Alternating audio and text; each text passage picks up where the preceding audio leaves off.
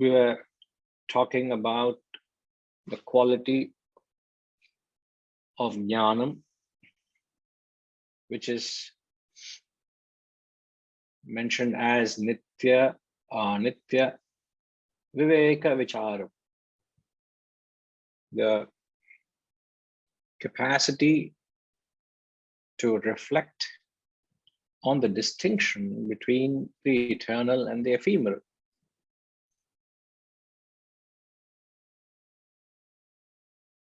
So, as described, subtle intellect is measured with the capacity to be able to conceive a transcendental entity.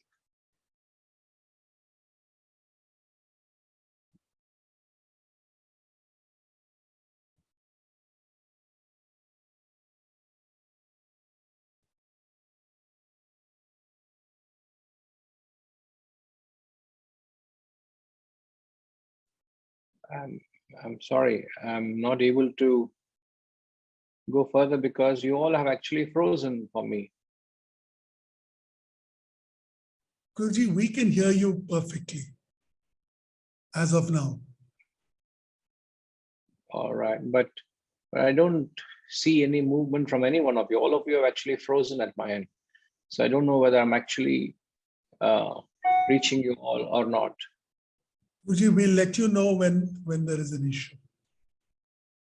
Okay, sir. Right. So I will continue to speak with the hope that you are hearing me. So it's good to have that hope, no, Hariji? All right. So the subtle intellect, the intellect for that matter, is used as a tool to differentiate, discriminate, separate. That's the job of the intellect. But when that intellect is confined to the terrestrial world, in fact, most of the time, most of them confine their intellects to the worldly transactions. Even to carry on your worldly transactions, the choices you got to make, you got to use your intellect. So it's a far cry with reference to the application of the intellect at the worldly level itself. It's far and few. Not many understand how dilapidated the intellect is, how weak, how insignificant. Because one wrong choice that can prove detrimental, can prove fatal. And every minute we're making a choice. Am I to do this or am I to do that? So the intellect, when it's engaged, making the choices right or wrong, but when it's confined to the terrestrial realm, it is called gross intellect. But when the same intellect gets beyond the terrestrial world and identifies with the transcendental reality, that's when it becomes subtle. That's when its operation is termed subtle. And that's how you measure the strength of your subtle intellect. The conscience, as we mentioned, is also an aspect of your subtle intellect. You would draw a parallel because both are of the same nature. Subtle intellect differentiates between the terrestrial and the transcendental. Conscience is that which points towards the transcendental, towards the truth. So there is a conscience that helps you to make the right choices in the worldly transactions. Not only does the conscience help you in the worldly transactions to make a choice which is right for you, ultimately it also takes you to the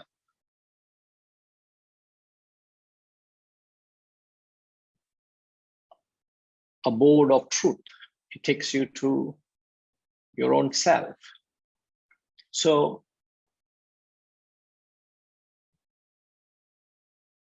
jnanam is this capacity, all right? Nitya anitya viveka vicharam.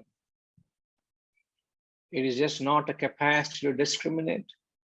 It is also to have a clear purpose and purpose in life. Your goal becomes very clear. You are very sound in your purpose. There is a clear drive to get to the goal. There is a powerful motivation, and your actions become resolute and steadfast. This is how the subtle intellect not only lifts you beyond the mere worldly pursuits of acquisition and enjoyment, it takes you to the highest purpose of life, which is self-realization. So this is jnanam. And then just concluding sections of this verse, he says, Japya sameta samadhi vidhanam, practicing of chanting and silencing the mind. So the fourth quality that's mentioned in the verse, he says chanting. Chanting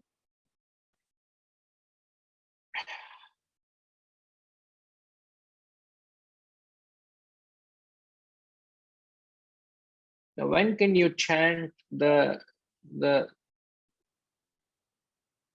name of the Lord?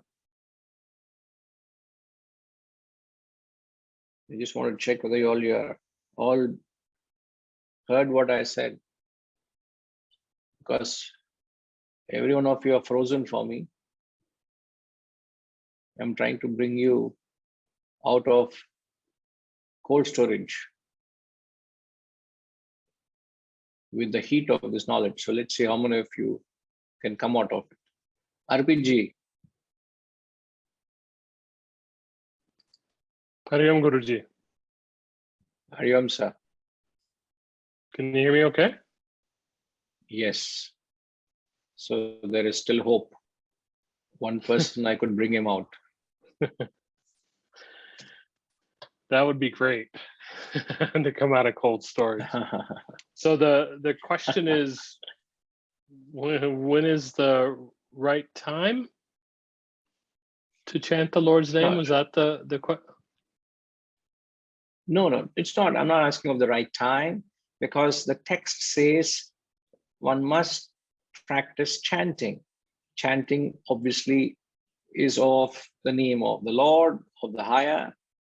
So the question is, when can you actually practice chanting? When can you practice chanting?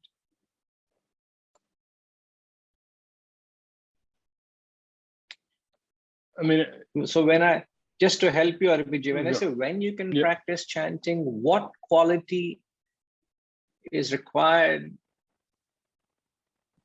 for the mind to chant or remember the Lord during your activities? It's not sitting quietly at a place and chanting. It boils down to that, but when can one do that? What is that quality required to do that? So I don't know if it's the state that one is in. So you move from yogi to sannyasi to jnani. So I don't know if that's the direction you're going. If there's a certain level that you have to reach along the, again, this path is the same, but different stages. So there's a level at which you've attuned to the self. You don't know it, you're grasping for it. So at that point, when you find yourself on that path and farther along on that path, then it seems that that would be the right time to chant. It's not frivolous or it's not misbegotten chanting. There's a purpose behind it.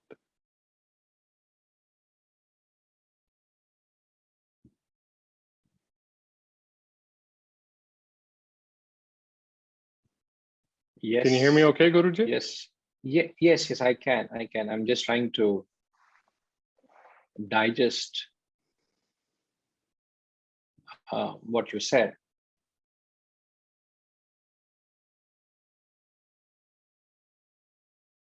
It is actually a state. So it's not something you can force yourself to practice. So the fact that he talks of chanting after mentioning the karma bhakti jnanam.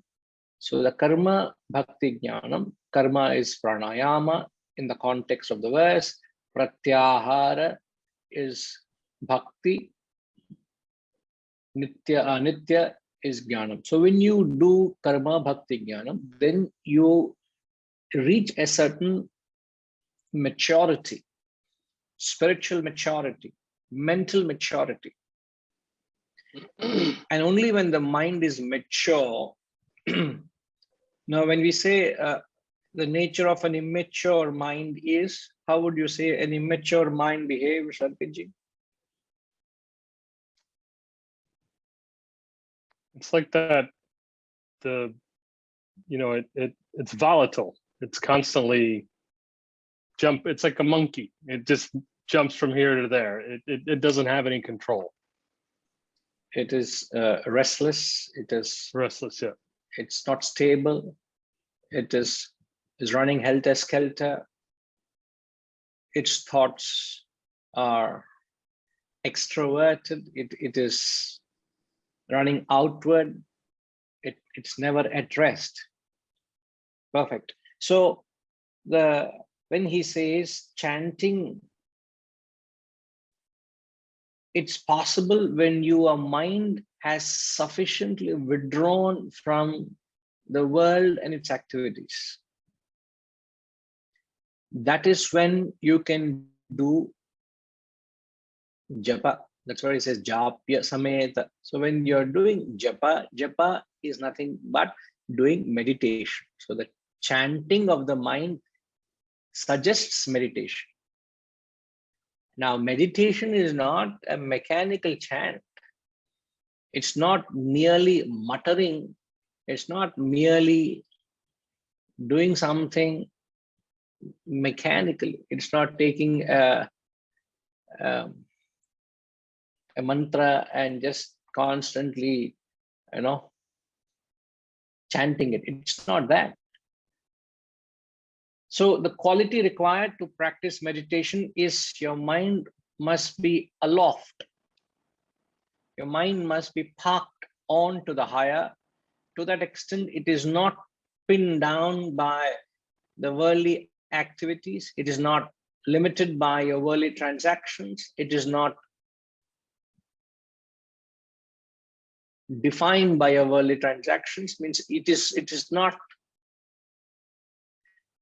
something which conditions the mind. The mind is aloft, it is above all this. That's the state of the maturity. So when you have withdrawn your mind from the world, that is when you can meditate. Now the question is, how many of us can actually withdraw the mind from the activities you are engaged in, which is your family, which is your business, which is your social circle, which is your whatever activities that consumes your time, your thoughts. Be true to yourself. Have you reached that state where you can say, Ramji, have you reached that state where you can say, what is that statement? I know you know it.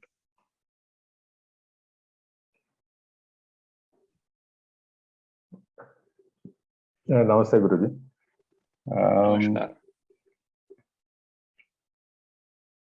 So you're asking me what is the state in which you can do these things, right? No. What is the statement you'll have to tell, you would say, to reach that state where your mind is aloft on the self? Even yesterday, you were telling me in the evening.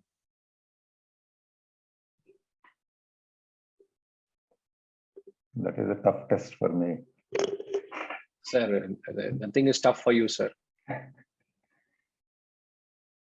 Sir, when we were holding that bouquet while taking the picture, what did you say? Yes. This is. I have nothing to do with this. That means I have nothing to do with it. You are so detached from everything. Correct. Isn't it that when you have truly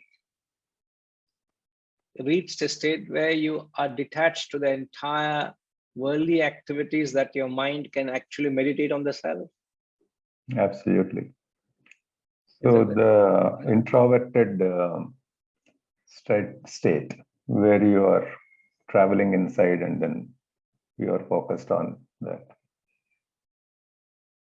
Absolutely. So the capacity to keep your mind to do meditation is, how long does it take for the world to come and dislodge you from the thoughts on the self? That's a test. Correct. Yeah. It's, how long does the worldly thoughts come and dislodge it, can disturb you? If nothing comes and disturbs you, that means you are very established. Your mind is very calm, mature. And what is it that determines that state? I have not mentioned it yet, so you're going to think afresh. Huh? And what is it that defines the state? The stillness, I suppose. The stillness. In other sense, yes, but that stillness of the mind is when do you attain that? Not absolute stillness, but a relative state where your mind is very stable, it's not restless. But when that state is, when is it attained? How else can you describe it in the context?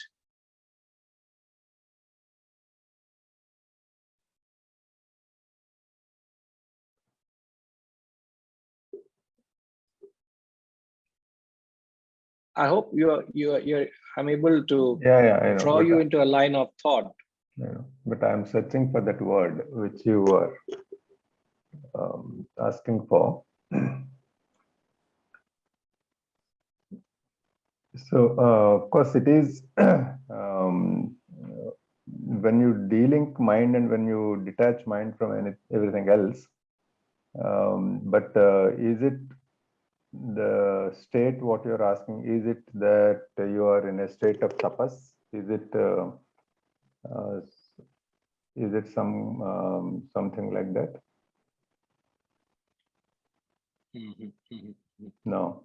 I can understand. Maybe I am not communicating myself clearly enough, but what I was getting at is the mind, when it is actually extroverted, it has a certain characteristics. When the mind is introverted, it has a certain characteristics. Now, maybe with this yardstick, if I can get somebody else to engage. Now, what's happening is, it's like me unlocking. The moment I ask anybody, that's when their camera is getting activated. Rest of all are still frozen to me. It's very difficult. I'm finding myself pretty handicapped. awkward and uncomfortable, handicapped, because I would like to see you all, but you all are frozen. So let me keep asking others so that Yes. you are brought out of that storage, frozen state. Let me ask Harish.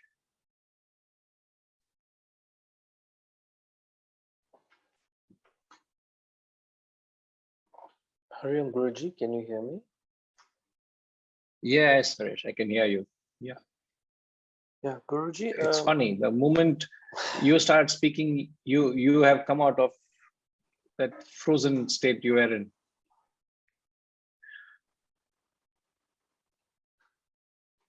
So the question I'm asking, Harish, is when your mind is extroverted, it has a certain characteristics. And when your mind is introverted, it has certain characteristics. So the extroverted mind or the introverted mind, what is it that makes your mind extroverted or introverted? The mind, Guruji, is extroverted when it is very involved in the worldly affairs with a lot of distraction, a lot of noise in the world. We are seeking pleasures outside in the world. Whereas when the mind is introverted, we are seeking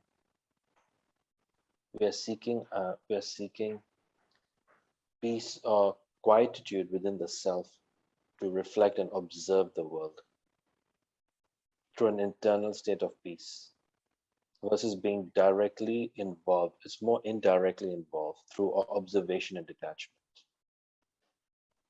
Perfect. But if I can ask you, what is it that draws you? What is that word? What is it that drives you into the world out there from where you are? You are in Discovery Bay in Hong Kong, and from Discovery Bay you take the ferry to go to Kowloon, Hong Kong, that part of the financial capital. You go, you work, you shop, you do your business. There's nothing there in Discovery Bay. The question is, what takes you out from Discovery Bay to Kowloon? What takes me is, it's our purpose to go to work, to do my duties at the office. One word answer, Harish. Vasanas? Correct. It is your vasanas and your desires, isn't it? There may be a day or a time where you say, I don't desire to go to work. I don't have a desire to shop. I just want to be with myself. I just want to withdraw from the worldly activities. Temporarily though, temporarily for a day or two, you say, no, I just want to cut off. I just want to be with myself. Just gather myself and relax and just withdraw from the world. It's not that your desires are vanished or exhausted or disappeared, but you have chosen to withdraw. So when you have put a lid on your desires, even temporary it may be, you are not in the din and roar of the marketplace. You're not in the hush-hush.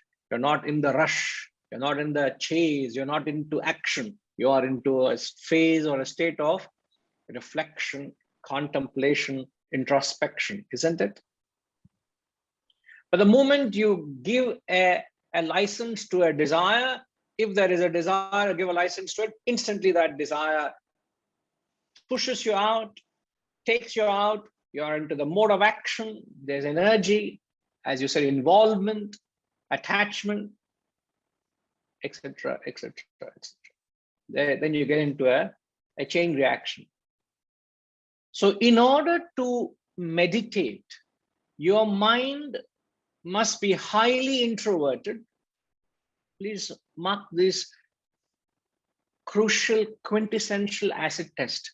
In order to meditate, your mind must be quintessentially highly introverted, which means your desires must be at a very, very, very minimal level.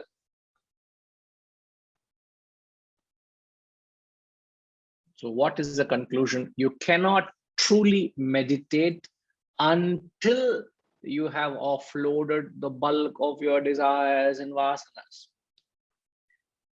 If you try to meditate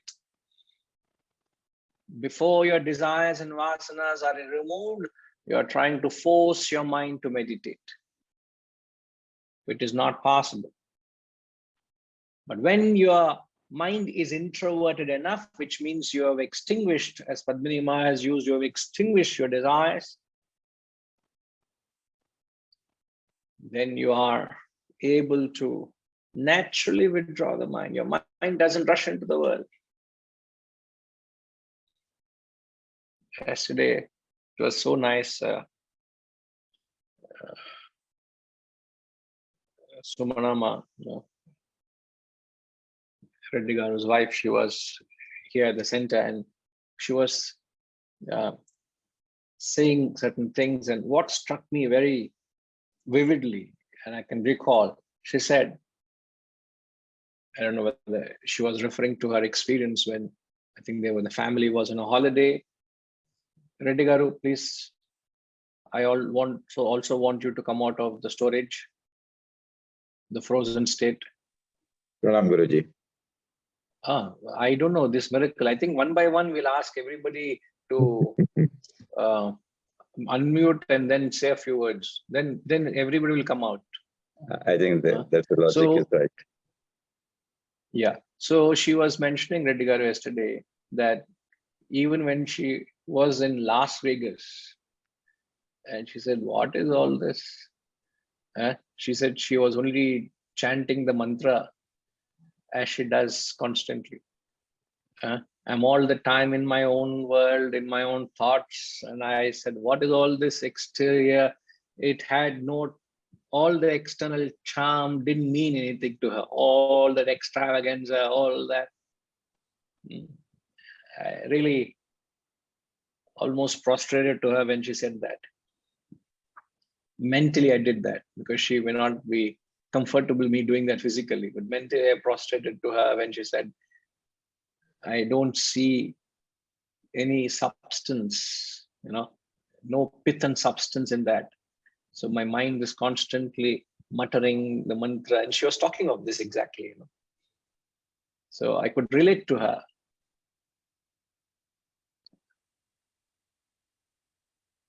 Reddy Garu? Yes, Guruji, yes. She's always that, and she doesn't really get inspired about worldly affairs. So it doesn't make any sense to her to Blessed, be. sir. And she is so comfortable Blessed with to be her own world. in such company who constantly reminds you of that. Sorry, sir? She's comfortable whatever she has with the thing, right? From the food to the apparels to anything. So she doesn't aspire. I think that's a good virtue. She has it. I think that also one of the influencing factor on me. An outstanding virtue. Yes. Sir, you are searching for gurus outside your house. Within the compound, such a big guru is there. And sir, what is it you are doing, sir? But your own doctor won't work for the person.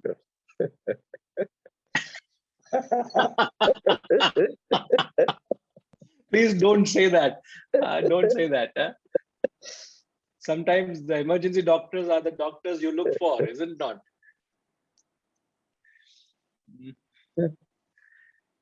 Most of the time, I discovered let's going go from one outside the wonderful world and come back. Garu, So I was really. Sometimes what happens, she teaches, she utters, she conveys her message.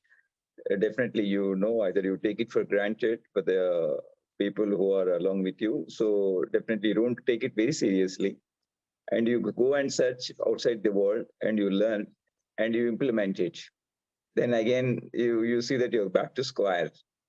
It has been told you a couple of years back, but you didn't really take into the seriousness. But it has been told by external world and you start learning. That's where always I keep coming across the interactive session with her.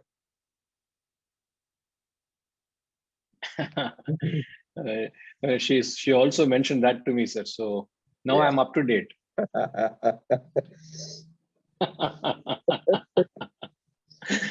No, no. It's very rare you come across. And she told me, Guruji, I hope I'm not misunderstood, because I don't come to the classes, I don't seek this knowledge, but I can't relate to this knowledge. So she's purely devotional. I hope you all are able to hear me. Yeah? Those who came out of the storage also are frozen now.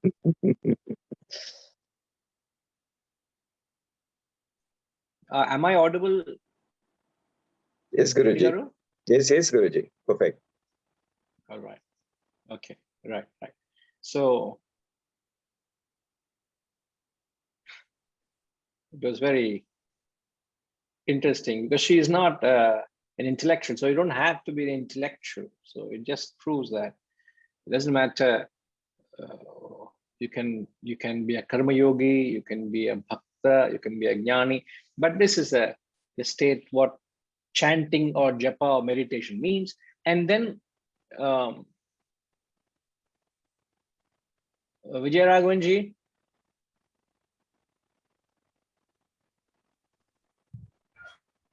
Namaskar, Guruji.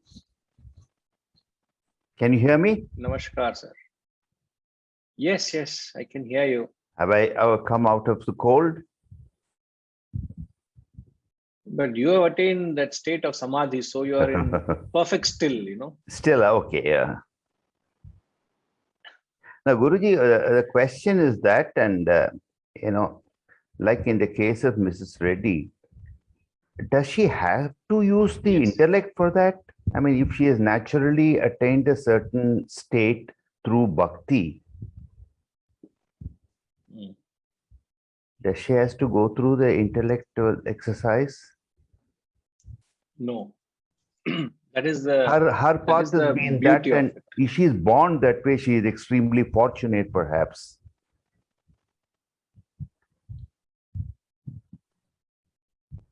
Now, please don't. We can't say something is fortunate or unfortunate. It's never to be looked at that. But whatever personality or disposition you're born with, that is best suited for your evolution. So if there's a certain disposition or a certain personality I have, that is what is best for me, for my evolution, and I should not desire nor strive to change it. So talking of Sumanama, it's not a person who is predominantly devotional or emotional. They may not have the predominance of the rational aspect in them. And there's no need to switch board and adapt and strive and struggle and Exactly. develop the intellectual element. Not at all. Because their mind itself is withdrawn from the world, and the mind itself goes to the higher.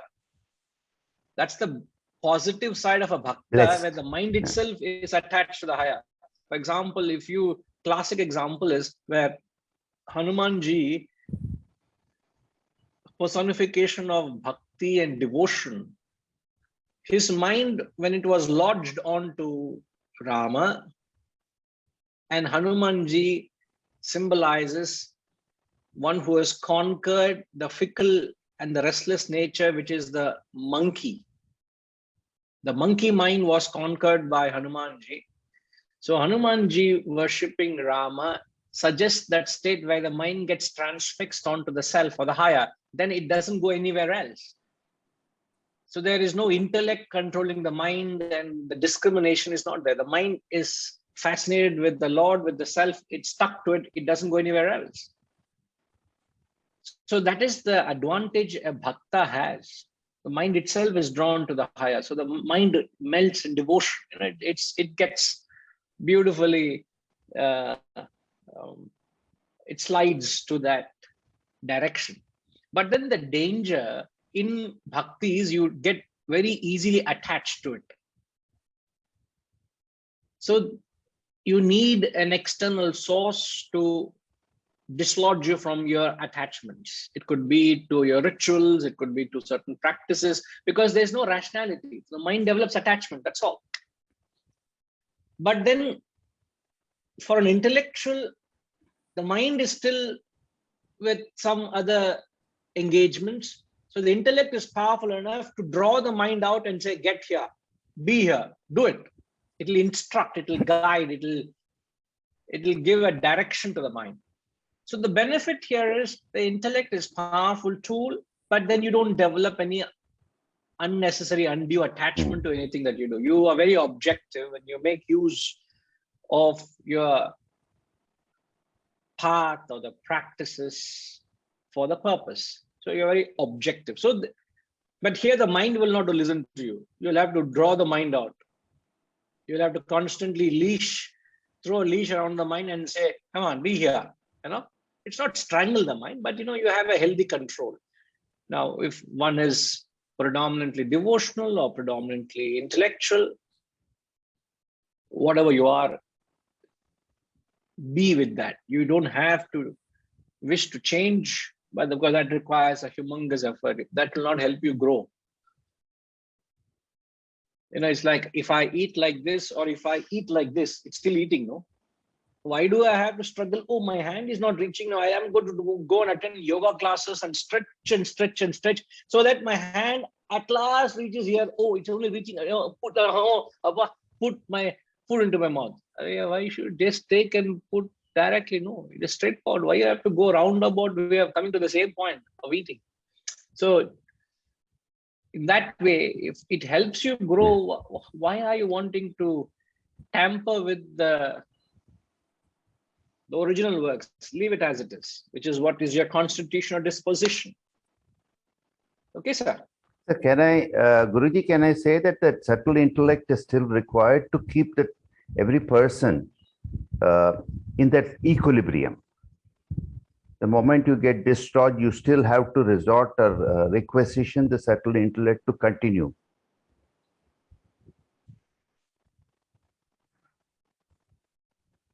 Could you come again, sir? Sorry, I don't get what you're saying. Like if I have a certain margam by which I am very peaceful and devoted through bhakti or karma, whatever actions, we still need the intellect so that it ensures that we stay in that course.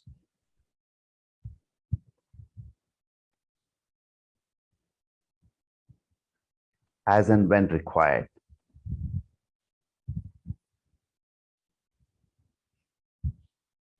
See, even in a bhakta, the element of connection to the divinity through the subtle intellect is still there. Subtle intellect, it may not be the discriminative element, but the conscience is very clear and they are able to attune to the higher.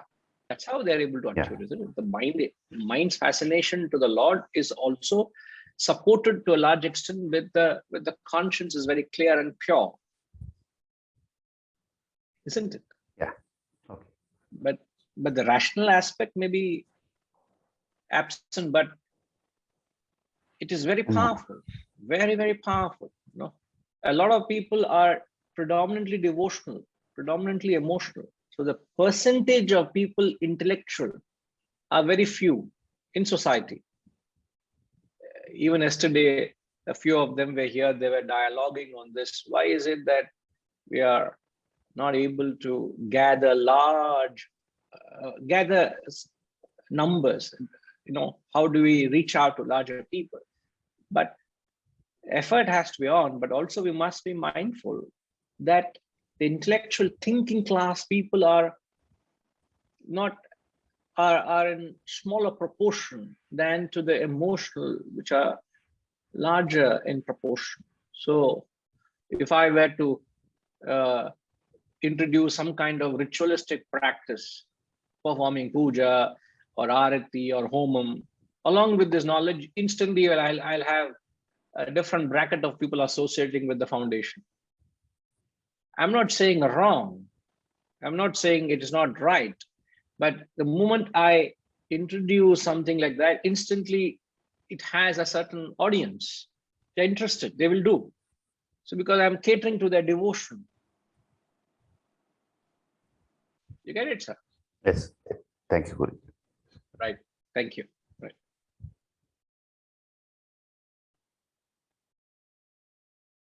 Ushamma, all okay?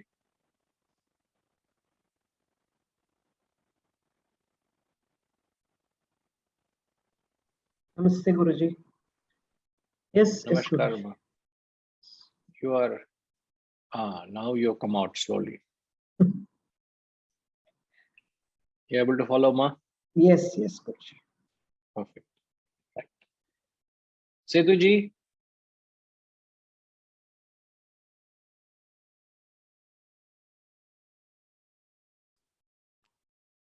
Hariom Guruji. Hariom, sir.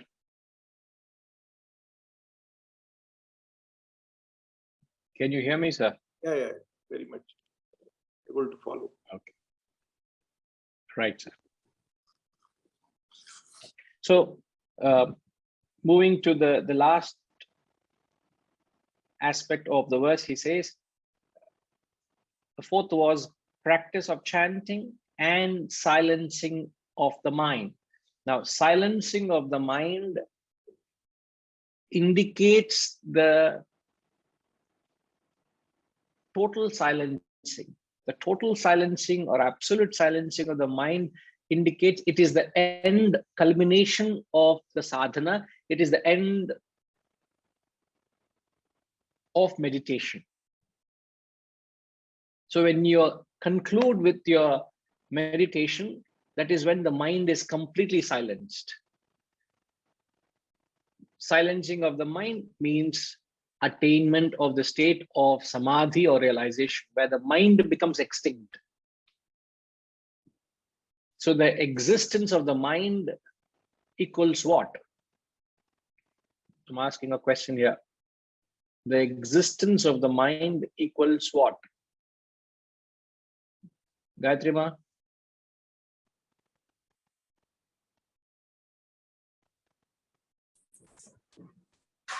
We have not attained that meditative state. Sorry, There are Ma? still the desires and thoughts in the world. What is the question I'm asking, Ma, please? Meditative state, if we have not reached, like what does it mean? No. I'm not talking of the meditative state. I'm talking of the mind. Who can repeat the question? The mind has not reached that meditative state. No, What does Ma. it We mean? already finished meditation. Now, no. We have already finished meditation. Now we are almost silencing the mind now. The question is, the existence of the mind means what? There are still There are desires two in things. us. Existence of the mind vis-a-vis the extinction of the mind. There are two things. The existence of the mind means what? Dash. You said desires, but then what? What does the mind do to you? The mind, what it does is it creates a solidarity of the world. The world is real because of your mind, because of the desire, because of its existence. Remember the words we say, the world is a projection of your mind, isn't it? Yes. So if I have got a desire for something in particular, that world exists for me. If I have desire for sport, I am a sportsman. If I have a desire for business, I'm a businessman. I never had a desire for business. So I am not a businessman. I don't understand what is the What's the life of a businessman? Not that I don't understand. It doesn't exist for me. Why? Because there is no desire for business. So the extinction of the world is the extinction of the mind. The existence of the world is the existence of the mind. Beautiful phrase. Write down this phrase, we can use it to create a quote somewhere. The existence of the mind is the existence of the world. The extinction of the mind is the extinction of the world. Venkatramanji. So how long you're running, sir? You have a marathon capacity.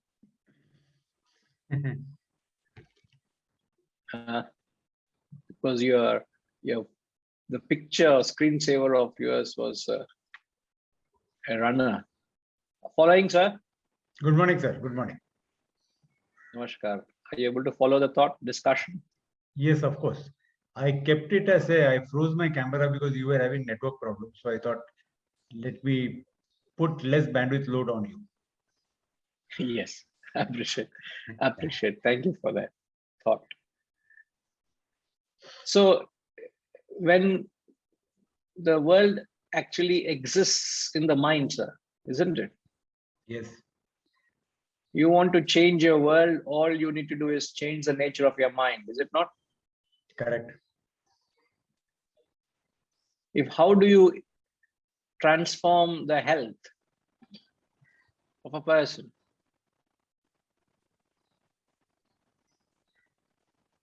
How do you transform the health? Example. As an example, one step at a time, literally and figuratively. Yes, no, I was just trying to extend the thought which you also echoed, which you said. The mind, the existence of the world is only in the mind, isn't it? You change the mind, the world changes. Am I right, sir? Correct. It's a perspective. Now, and the perspective changes. It's a perspective. Correct. Everything changes around you, right? Correct. Now, if I say, if I want to change health, let's say I want to change somebody's health or my own health. What do I need to change? So the first, this they say is the desire. Going with the thought flow, sir. Going with the thought flow. I'm not taking it from an independent perspective, but going with the thought flow of the mind and the world. If the exterior is the physicality, the physical body, if I want to instill health in me, which is the external, what do I need to change? You have to change your own perspective of your own capabilities. Okay. Okay. So, I mean, I'm saying this from the knowledge that I have. There's a term called self-efficacy. That is what you can do and what you cannot do. Your own perception of what you can do and what you cannot do. So if your own perception of your own self-efficacy improves, and this applies to anything, I'm talking in terms of health because you asked me about health, then everything around you changes. It comes from your own internal conviction that this change is possible. That is the very first step. You should think that I can do it. Very much, yes, absolutely. There is this possibility, and it can happen, and I can make it happen. But I can manifest that. Just to correct. So what is that being manifested is the thought of health. If there is thought of health in me, it will start reflecting in the choices I make, which will result in my health. Is it not? Correct. I would not eat unhealthy food. I would not do anything which is detrimental to my health. I might follow a certain discipline. Why? The bottom line is I want to attain health. So there is thought of health. There's awareness of health, which results in the physical health. Yes. Isn't it? Yes. So it is the thought, it is the mind that projects the world, that creates the world, that is the architect for the world. So the architect of the world is your own mind. This is what we are trying to establish. So when the mind has become completely extinct, there is no more world. What exists is the state of the truth, the reality, which is known as the samadhi, or the attainment of realization. That is what he says, silencing of the mind. Thank you, Venkatramanji. Thank you. And then at the end of the verse, he says, Kurvavadhanam Mahadhavadhanam.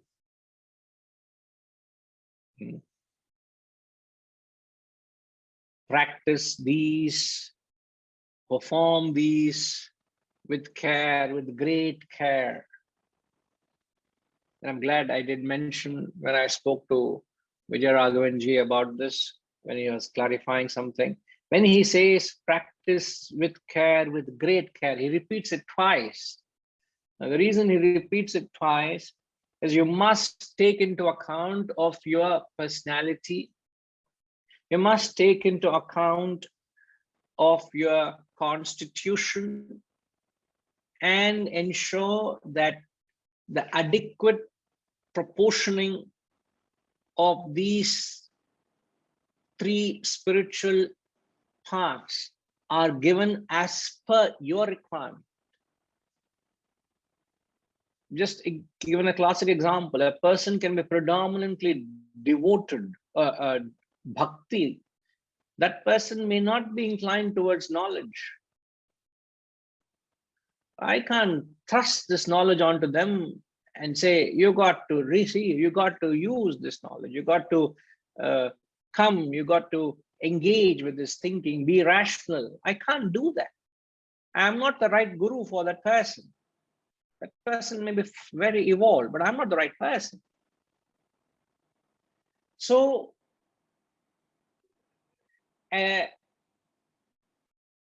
every person has got this certain percentage of action, certain percentage of emotion, certain percentage of intellection.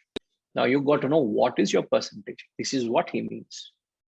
Perform these with great care. So whatever is your proportion, you got to give that. Kamalji,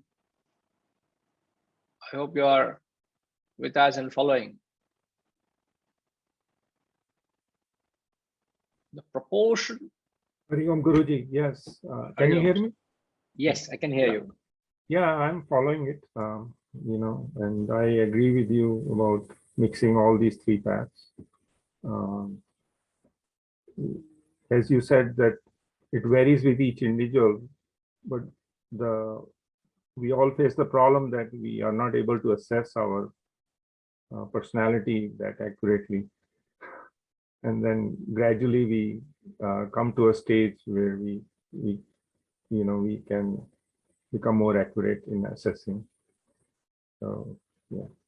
So I think even before we embark on the journey, isn't it important to know whether you are an emotional person, whether you're an intellectual person, or whether you're a person combination of both, whether you're an active person? Is it not? Yes, yes. And one thing, while I was listening in the previous discussions we had, was we talked about the bhakti thing. And again, bhakti can be ritualistic, or in advanced stages, it's called parabhakti, where we are looking more advanced. It's called also sharanagati, where we are totally surrendering ourselves. And in fact, when we do this, we go through sharanagati, surrendering ourselves, we can really map the qualities mentally we gain are similar to the 4 qualities mentioned by Adi Shankara. All the Shat Sampatti and Mumukshotam, you gain all those qualities, although you are doing bhakti. And the other thing is, bhakti is easier to start with people because there's no qualifications there. Everybody can start with the ritualistic side and then gradually progress to the parabhakti side. Whereas Gyan Marg, you can't jump straight. You need to, purify your mind. You have to do karma yoga to purify your mind with the ego and from the ego rather. Now, I would want to clarify on this. It's not necessarily true to say that one can't. It's easier to practice bhakti vis-a-vis it's difficult to practice jnanam. It is not so. It is based on constitution, sir. We should never perhaps give an impression that it is easier to practice bhakti. No. For a person who's intellectual, it's very difficult to practice bhakti because he's not inclined to it. He doesn't. He is so rational. It's difficult to trigger the devotional element in him. He is not that person. You can't say because I know where you're coming from. Why you say that is because predominantly people are emotional and they take to it naturally. Therefore, it seems it's easy to start or practice it. No, I'm not saying that it is easier. It's just the starting point is easier, the ritualistic part. The moment you get into bhakti, sir, difficult. even to qualify it, I'm very happy to take note what you say that bhakti and parabhakti. Para again is just even higher. But from the Shastra's perspective, bhakti is one, sir. There is no lower and higher. Rituals are essential. If you are doing it mechanically, it's not bhakti. You are just holding on to the outward, non-essential aspect. Yeah, you're the karma kanda portion of the Vedas, where you're doing the ritualistic part. And when you are going more toward Gyan path or towards the other part of the Vedas, the scriptures, then if you take the bhakti mark, you're more moving towards the spiritual part, which is more towards parabhakti or more towards, you can say, we are moving towards more nirguna Brahman side. We are trying to move that side. Yes, but see, there are two things. I think I know where you're coming from, and it's happy to know everybody is moving now. So suddenly all of you are come out of it. So that means you all have attained liberation. So the two things I'm trying to. RPG, don't give me that look. Huh?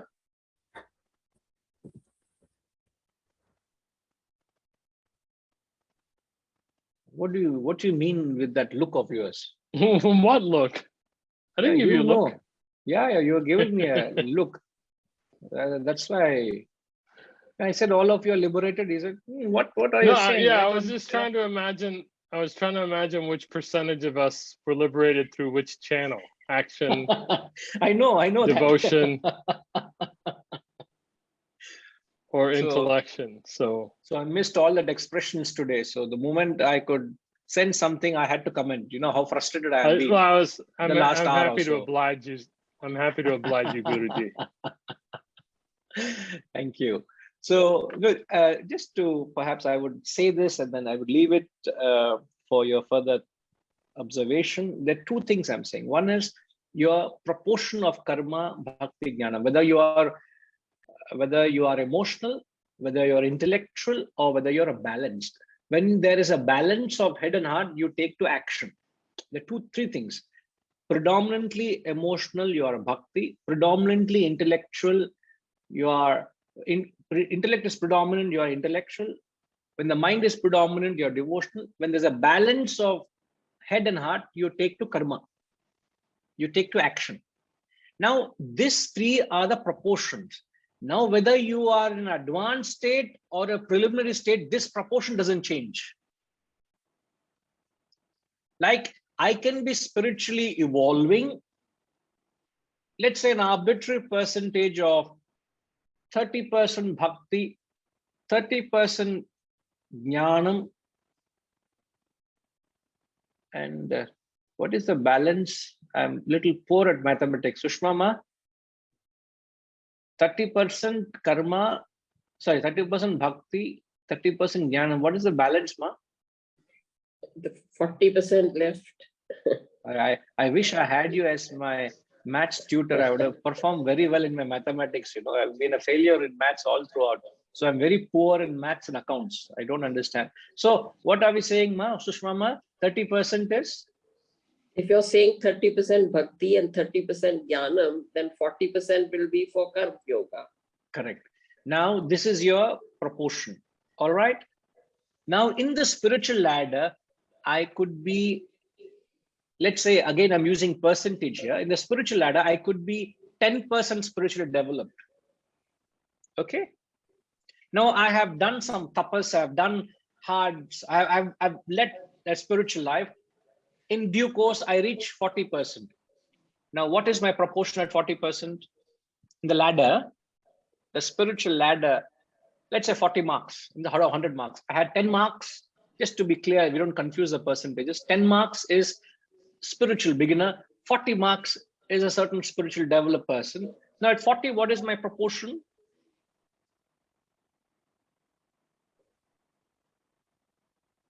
I haven't understood the question.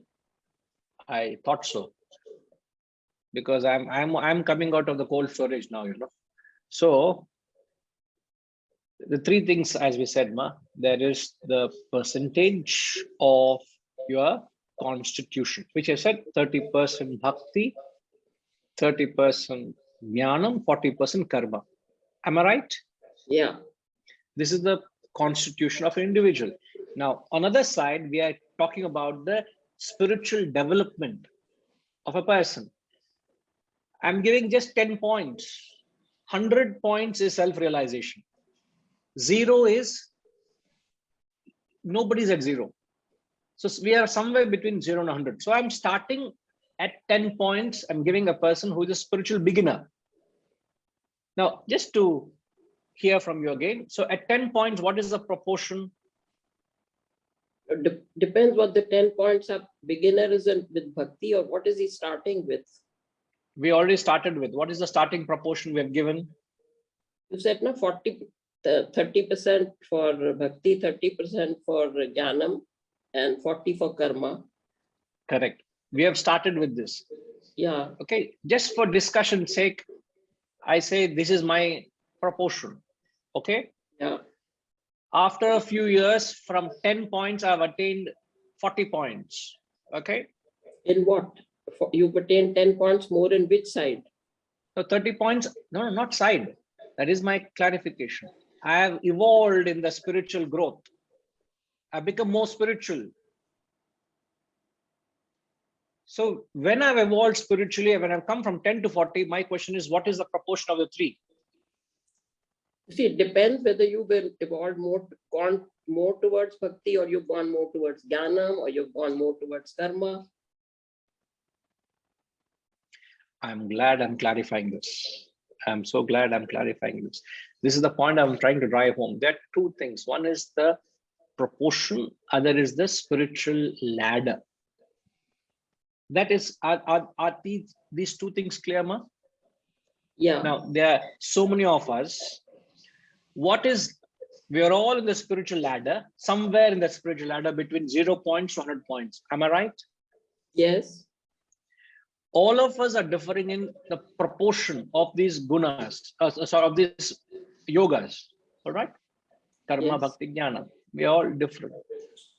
What we must understand, that this constitution or this proportion of mine will not change during the entire course of my life. Will not change. Guruji, I have a question personally about myself. Yes, I feel, to begin with, in my life for the many years, I was more drawn towards karma.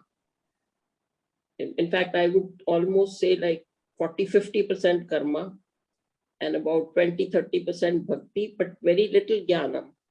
But over the years, I feel now I have this thirst, now developed this thirst to know jnanam. And that's why I attend your classes also every day, because I feel that karma is still my predominant thing. bhakti is also there, but I never used to understand or want to know much about Gyan. But something is changed in me that I'm wanting to know more Gyan. As you say, it won't change. I don't know, because I'm finding the change in myself and trying to apply the Gyan, what we are talking about, into my karma. Yes, yes. Perhaps you have not given importance to that element of intellection in you so far. You had given importance to, let's say, 80% of your personality, or 90% of your personality. You get it? There was 10-15%, just arbitrary, I'm saying, 10-15 or 20% intellection was there, but you never given importance. Is it not possible that 80% consumed your attention? Nor was there an inquiry, or you did not heed to that inquiry from within, nor was there an environment provided. Therefore, it never triggered. It never triggered. So that element was dormant. Now with age, and you're not able to get physically more involved in karma, you are withdrawing from that. Mentally, you may be advising people what to do, how to do, etc. You're more sort of a subtle action you're performing, but perhaps a lack of that activity has given you an opportunity and opened a window of the proportion which always existed. But it will not happen that 20% intellection will become 75% intellection. That will not happen. You will still be emotional. You will still be that intellectual. You will still be devotional or karma. So this point you all have to examine and understand. The proportion does not change in your whole lifespan. What will change is the ladder where you are. You can be at 10 points, you can be at 60 points, you can be at 90 points.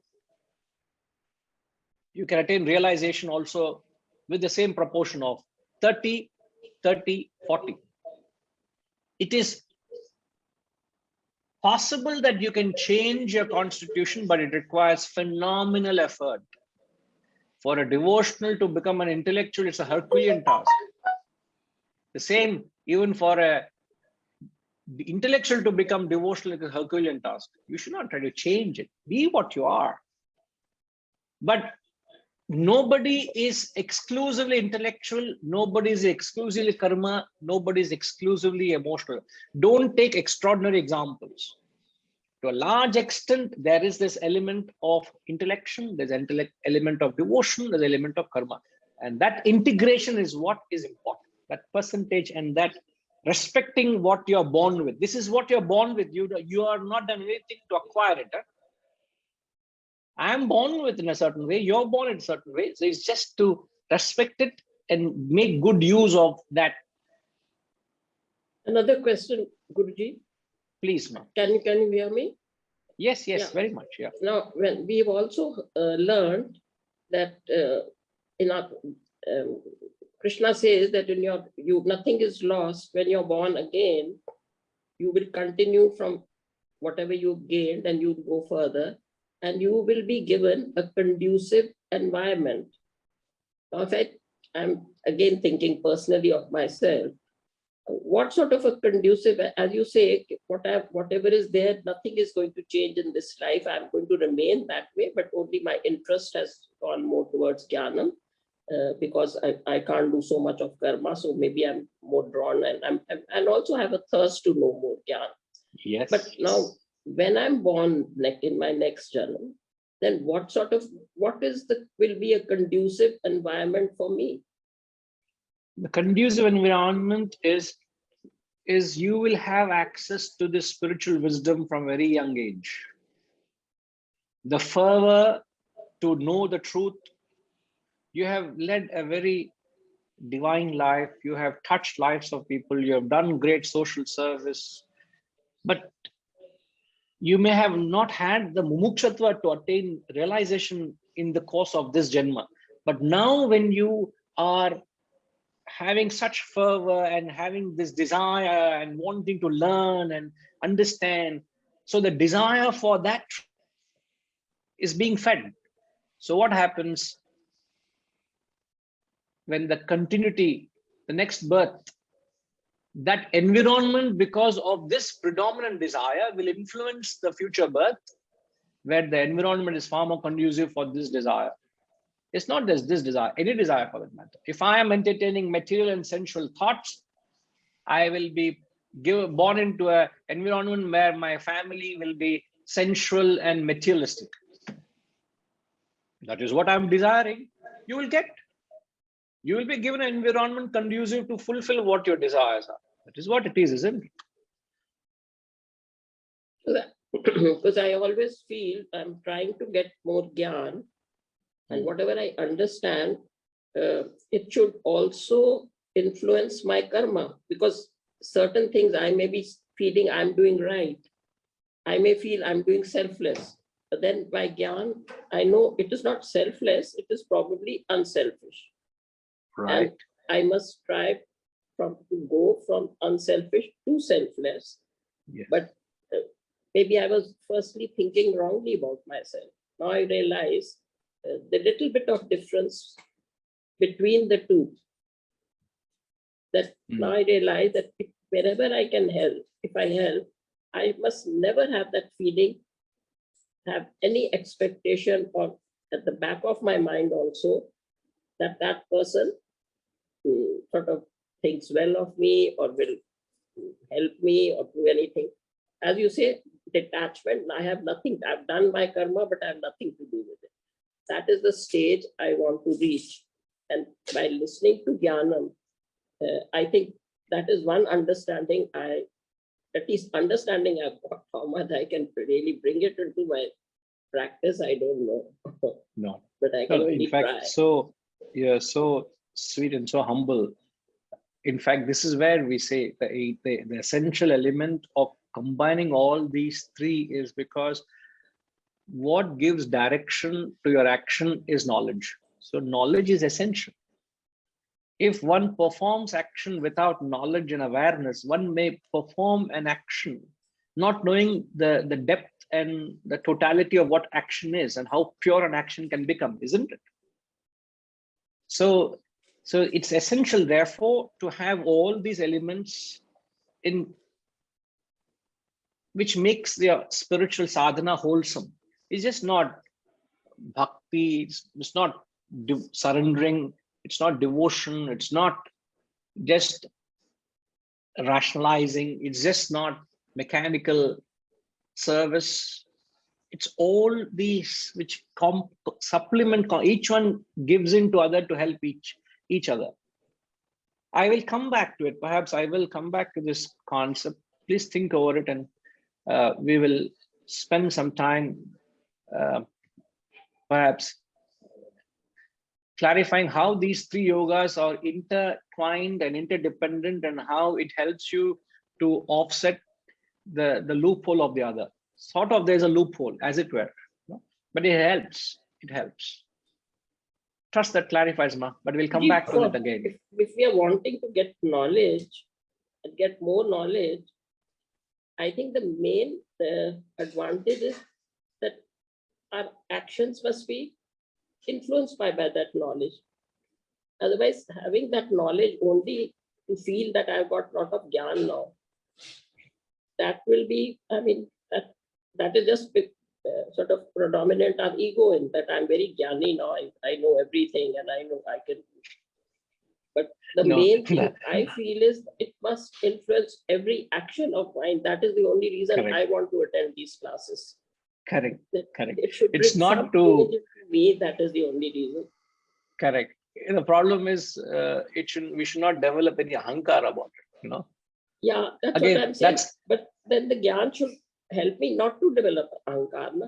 Even if I had that little feeling I've helped someone, now I pray that instead of having ahankar, I should be I assure you, if I can take that stance from where I stand, looking up to you, I look up to you. I say, what I say is the bhakti in you will ensure you that you will not have that ahankar. Technically speaking and personally saying, your devotion and humility will immune you from not developing the notion of what I am and things. So what little I know of you, I know for certain. So please be assured that even in technical terms, bhakti immunes the hankar from you develop from knowledge. So you need to supplement, inject bhakti where there's knowledge. So I will come back to it. It's a fascinating thing. I'll come back to it, and I'm glad I've perhaps not clarified every hidden element in it, but I'll come back to it, Ma. Thank you, Guru. Okay. Thank you, Ma. Thank you. Thank you. I know a couple of them raise hands. RPG, is there something you want to quickly clarify? Probably. I know it's time, Guruji, so it may be too much. I've written down my question. Where? So no, not in the chat. For next week to pick it up. Perfect. Perfect. But when we before we come back, I think a little food for thought for all of you is to go through this exercise of trying to find out what is your personality. What kind of personality are you? Are you an intellectual? Are you an emotional? Or are you an active person? And you are all three. Yeah? But the question is, what is your percentage? You will have to have that understanding. So just try to see what are your reactions to knowledge, to emotion, to action. How do you react? Because reaction is always between what stimuli you get and what's within you. If I were to say, oh, I am performing a puja or ritual, how do you react to it? If I were to say there is a Jnana Yajna going on, lecture series going on Kathopanishad, what is your reaction? Hey, I'm trying to set up a camp to, do some physical seva. What's your reaction? How do you react to these stimuli? That only tells whether you are, to what extent you are emotionally driven, what extent you're intellectually driven, what extent you are driven to action. I know my personality. And I also believe you should know your personality so that you practice these three practices with great care. And that's when you truly evolve. Otherwise, there's a lopsided development. That's what I'm saying. We don't want to crawl in the spiritual path. We want to sprint. And Harishji is profusely nodding his head. Otherwise, and that is concerning me, if you allow me, I'll have to hear him out. You want to say anything, Harishji? All right. But thank you, Harishji. But there are two things, your proportion and the spiritual growth. They are two different things. And the proportion doesn't change. You will keep rising spiritually. That will change. But the proportion you're born with doesn't change. So I can be 30% devotional, but I am a spiritual beginner as a bhakta. I will evolve to a bhakta, an evolved bhakta. But the 30% will remain. And I say that with some certainty. Please think. I know you all will question, not to challenge it, but to only understand. And I respect that attitude we all bring to this classroom, but it is some food for thought. We'll come back. And sorry for the little hiccup we had with the internet. We'll try to get that resolved soon, right? Thank you. Om Purnamada Purnamidam Purnat Purnamudachyate Purnasya Purnamadaya पूर्णमेवावशिष्यते। ॐ शान्ति शान्ति शान्तिः। हरिः ओम् श्रीगुरुभ्यो नमः। हरिः ओम्।